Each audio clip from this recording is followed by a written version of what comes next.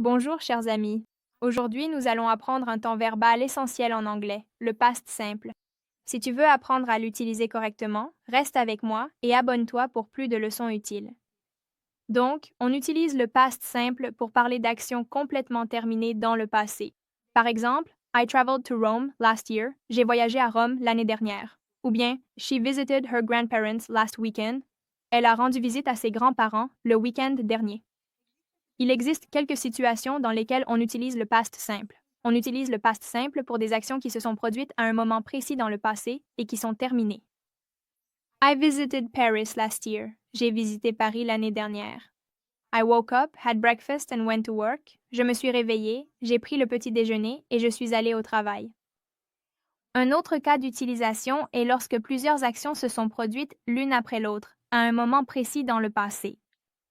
On utilise le past simple pour parler d'événements passés qui ont eu un impact significatif.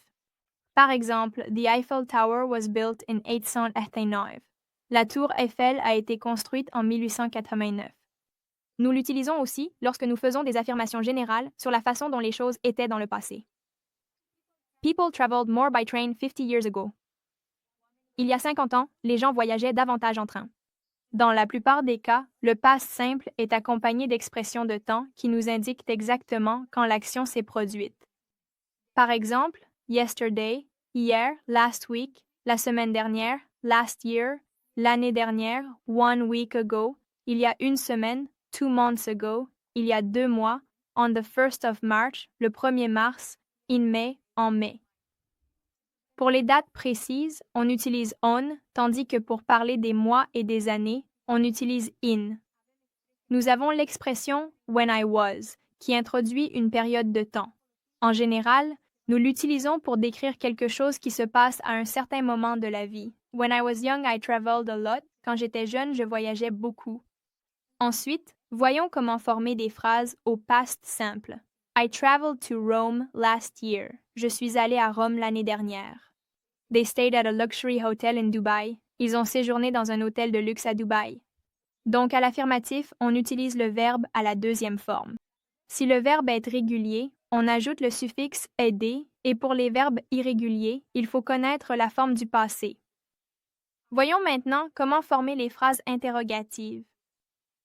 Ici, on utilise l'auxiliaire did avant le sujet et le verbe principal reste à la forme de base. Did you visit the Eiffel Tower last summer? As-tu visité la Tour Eiffel l'été dernier? Did we book the tickets in advance? Ai-je réservé les billets à l'avance? Dans les phrases négatives, on utilise did not ou didn't sous forme contractée avant le verbe principal qui reste à la forme de base. I didn't go to the beach yesterday. Je ne suis pas allé à la plage hier. They didn't take the bus to the hotel. Ils n'ont pas pris de bus pour aller à l'hôtel. On ne dit pas didn't went car went est déjà au passé et did indique déjà que l'action s'est déroulée dans le passé. À retenir. Le verbe principal reste toujours à la forme de base dans les phrases interrogatives et négatives. N'oublie pas de consulter la leçon complète sur le site.